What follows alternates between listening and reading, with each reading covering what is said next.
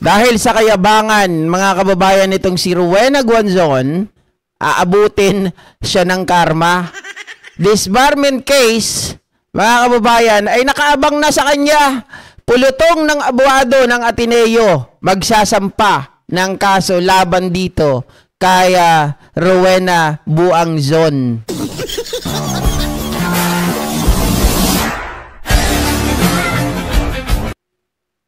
Okay, so ayon po mga kababayan kay Attorney Bueno ay napanaginipan daw di umano.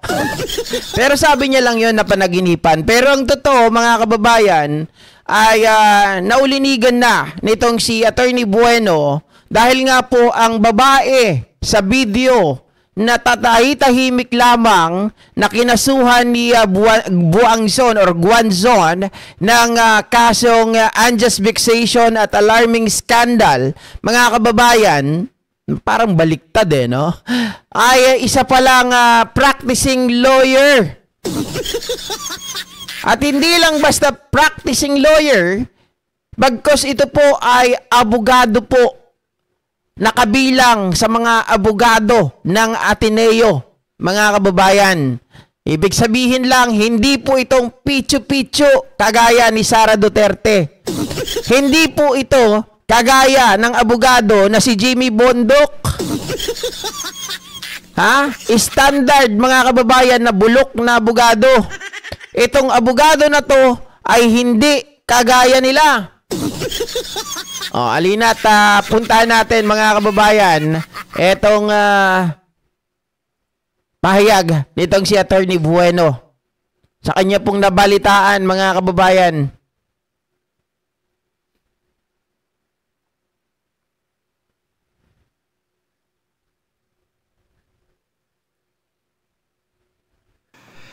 Buenos dias, buenos tardes, mga amigos, mga amiga, activists dyan sa House of Representatives. At dahil may ginawa tong hindi kaaya-aya sa mata ng ating publiko kagabi dyan sa Rockwell plant sa Makati City. At dahil dito sa ginawa niya ay may nakapag-video at nagba-viral ngayon. Okay. Trending ang kanyang inasal dyan sa Rockwell. Isang pampublikong mall, no? Gagawin po nating lecture to, no? Yung batas na naangkop dito sa mga ginawang at ipinakitang pag-uugali ng dating public official. Anong kanyang pananagutan? Anong mga prinsipyo ang namamahala sa pag-uugali sa publiko? Yung legal ethics, no? Yung karapatan sa pagtatalaga ng ebidensya sa pampublikong lugar. Okay. Ito kasing si Attorney Guanzon ay nakuhanan ng video. Okay. Malakas na nagmumura, no? At nilalait, no? Ang isang mag-asawang bata. Dahil dito, syempre, nagkosto ng pagkakagambala sa publiko. Nagkaroon ng iskandalo sa madali. Yes, Ma'am Alin Arsenas, no, meron tayo na ulinigan na practicing lawyer palaban. Kagaya tama ng pagkakabanggit mo dito. Katulad ni Jose Claire Castro, nung medyo bata-bata pa, di ba, mga kababayan, talagang yung dugo, mainit. Pero, kung mapapansin natin, eto tahimik. Tahimik. Parang alam niyo ang isang taong matinik, 'di ba? Tatay-tahimik 'yan pero nasa loob yung kulo. Tatay-tahimik 'yan pero mayroon na palang inihahanda laban dito kay Guanzon. Daling salita. Yung insidente ay tungkol sa isang abogado. Miyembro ng Philippine Bar na di umano'y sumigaw, nagmura, gumamit ng napakasama at nakakasakit na salita tulad ng mata pobre at PI. Sa isang publikong lugar ng mall dyan sa Rockwell na idinirekta sa mga pribadong mamamayan na nagsabi sa kanya na takpan ang ubo, takpan mo yung bibig mo o kaya magsuot ka ng mask, no? Kung ikaw ay uubo ng malakas na malakas sa isang pampublikong lugar. Alam niyo po itong sitwasyon na to ay nagtataas ng mahalagang tanong sa ilalim ng batas ng Pilipinas sa tatlong pangunahing larangan. Unang-una, may pananagutan kapag ganito ang iyong pinakitang pag-uugali. Pananagutan sa krimen, pananagutan sa civil, at administrative liability. Administrative, dahil ikaw ay abogado, pwede kang sampahan ng disbarment complaint sa Korte Suprema. So, didiscuss natin ano yung mga pananagutan sa batas. Itong abogado na to, na si Rowena Guanzon. Hindi pa man nauupo sa Senado nag-aambisyon daw to Uy. Ganito na yung inasal mo. Hala, totoo pala talaga. Yung, nabalitaan din pala ni Attorney Bueno yon. Kala ko ako lang yung nakabalita di ba? Diba? Hindi dapat binibigyan ng pagkakataon ng ganitong klaseng tao na manungkulan sa ating bayan. Tama. Wala pa sa kapangyarihan, napaka-abusado na. Nagkaroon na kagad ng abuse of rights.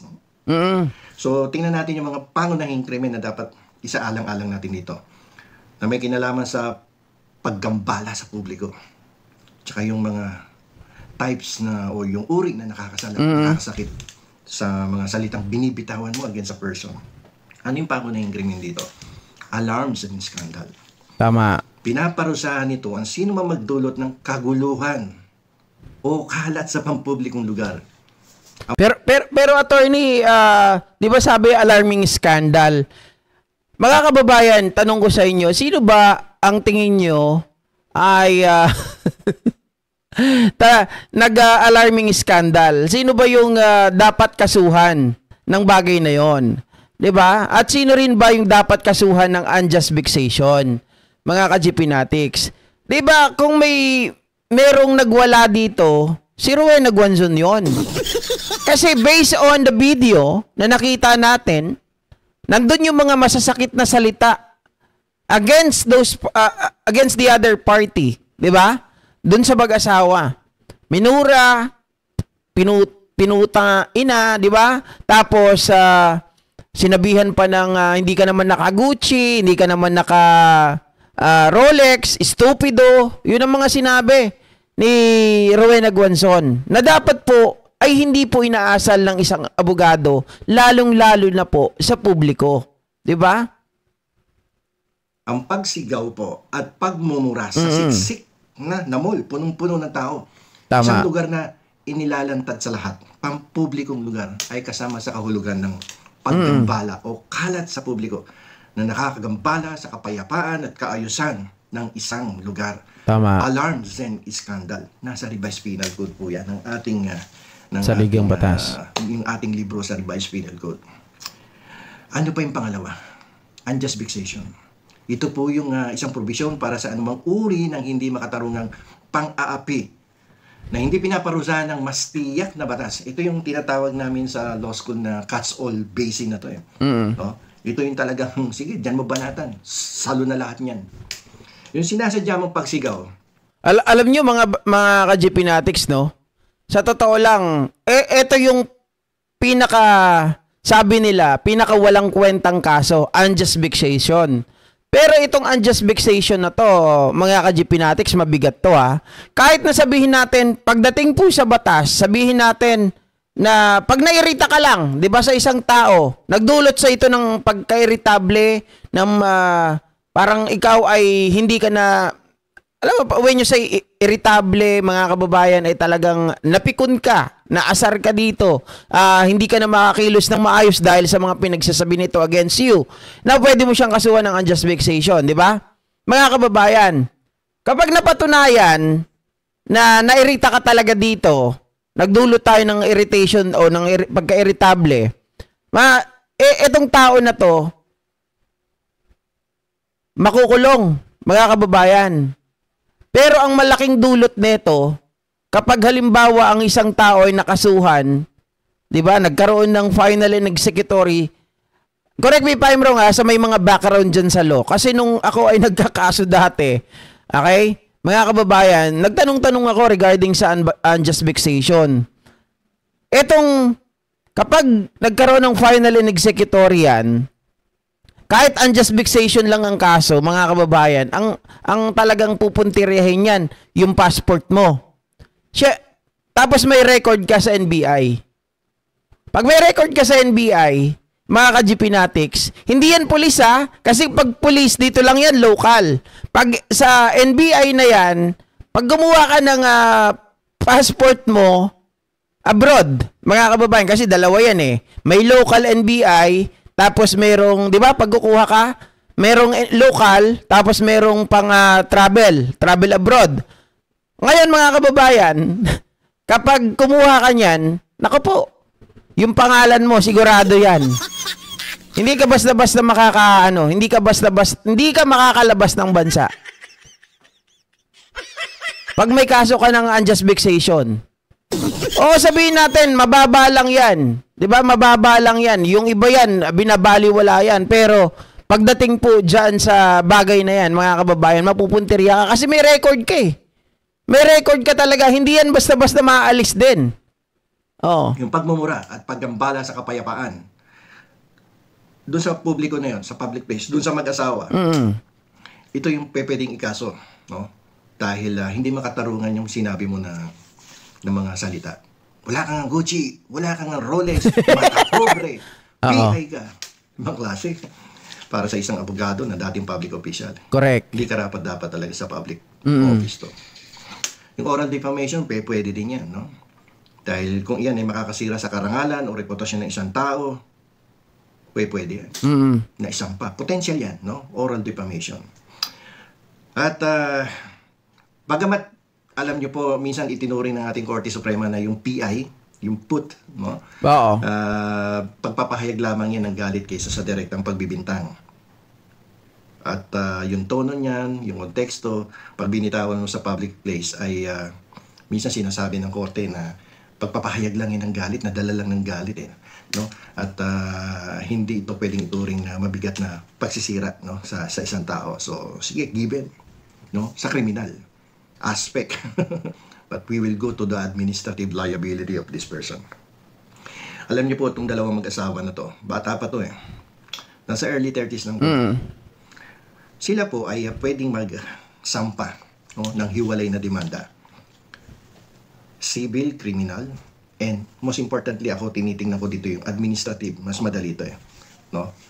Batay sa mga prinsipyong umiiral sa ilalim ng ating batas. Lalong-lalo na pag abogado ka. No?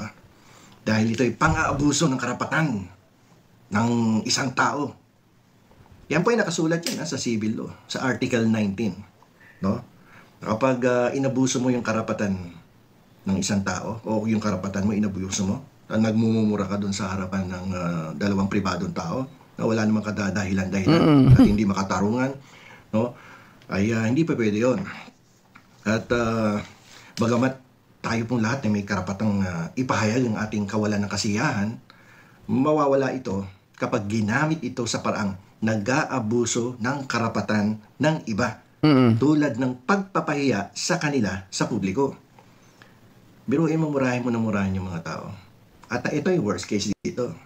Hindi mo alam yung minumura mo. Abogado pala. Yung mag-asawa. So ano ngayon? Paano kung napakagaling na practicing lawyer pala niya, who graduated from Ateneo Law School? Diyan sa Rockwell din.